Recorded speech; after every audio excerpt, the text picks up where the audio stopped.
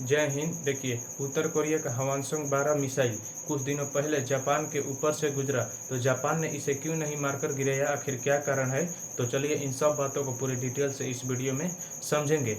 तो सबसे पहले हम जान लेते हैं कि जापान और उत्तर कोरिया में रिलेशन कैसा है। तो आप देखेंगे कि ये जो चाइना के बगल में ये 4 देश हैं, उत्तर कोरिया, दक्षिण कोरिया, ताइवान और जापान। ये इनमें से जो उत्तर कोरिया है और उत्तर कोरिया और चाइना, ये दोनों आपस में दोस्त हैं। अब दोस्त हैं, आप देखेंगे कि उत्तर कोरिया और दक्षिण कोरिया में उतना बनता नहीं है, मतलब कि इनके संबंध अच्छे नहीं है, इनके दुश्मनी है। तो आप देखेंगे कि इसका समर्थन करने के लिए उत्तर कोरिया का समर्थन चीन करता है, और इसी तरह से ताइवान को चीन कहता है कि मेरा है, तो इसका समर्थन कौन करता है, उत्तर कोरिया करता है। तो ये दोनों आपस में गहरे मित्र बन गए।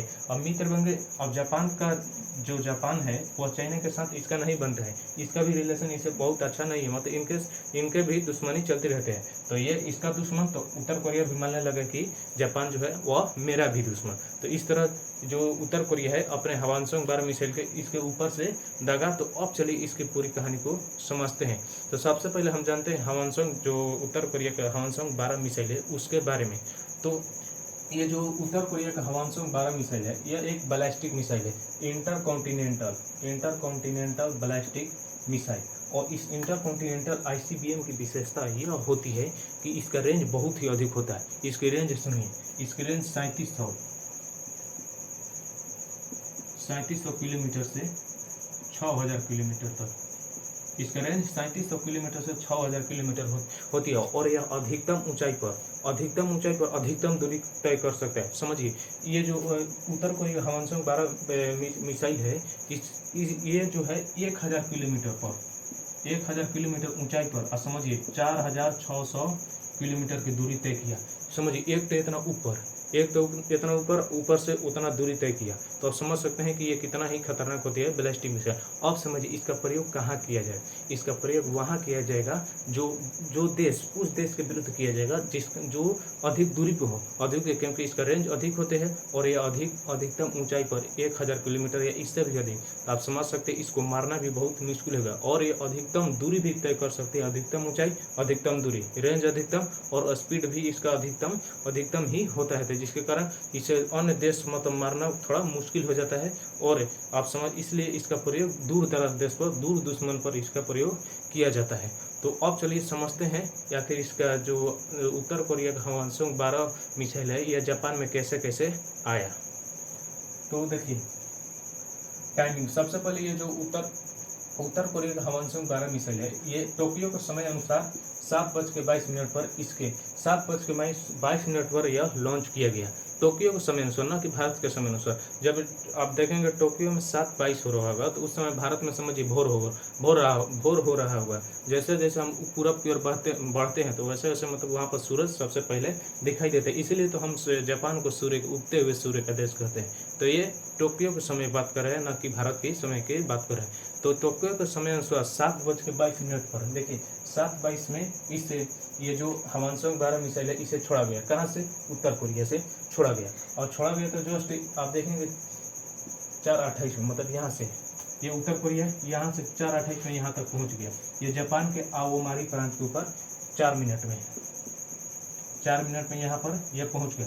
अब चूंकि हम जानते हैं कि जो जापान है वो टेक्नोलॉजी के मामले में पूरी दुनिया में समझिए सबसे आगे है। तो जब ये इसके ऊपर से गुजरा तो इसका सायरन बजने लगा। समझिए इसका टेक्नोलॉजी इतना अच्छा है कि अब इसके बाद किसी दुश्मन का मिसाइल या ड्रोन कुछ भी गुजरेगा तो इसका सायरन बजने लगा। जब सायरन बजने लगा तो यहाँ के जो रक्षा मंत्रालय है उसने ट्रेनों को बंद कर दिया, मतलब ट्रेनों को रोक दिया। क्यों? आप समझिए एक ट्रेन समझिए कितना महंगा होता है, उसमें यात्रीगण भी होते हैं। अगर मान लीजिए कि यह ट्रेन पर गिर गया तो बहुत ही खतरा करेगा, तो इसलिए ट्रेनों को भी इसे रोक दिया गया, सायरन बच गए। तो ये सब जापान के टेक्नोलॉजी का ही कमाल है। तो ये आप देख रहे हैं 7:04 में तुरंत वहाँ पर जापान के आओमारी प्रांत के पास पहुँच गया। और जस्ट आप देखेंगे और 7:29 में इस प्रांत को पार कर गया, इस आओमारी प्रांत को पार कर गया। 7:29 में जस्ट 1 मिनट बाद आओमारी प्रांत को पार कर गया। और 7:44 में आप देखेंगे कि जापान के अनन्य आर्थिक क्षेत्र को भी पार कर गया। अनन्य आर्थिक क्षेत्र का मतलब यह है किसी भी देश के 200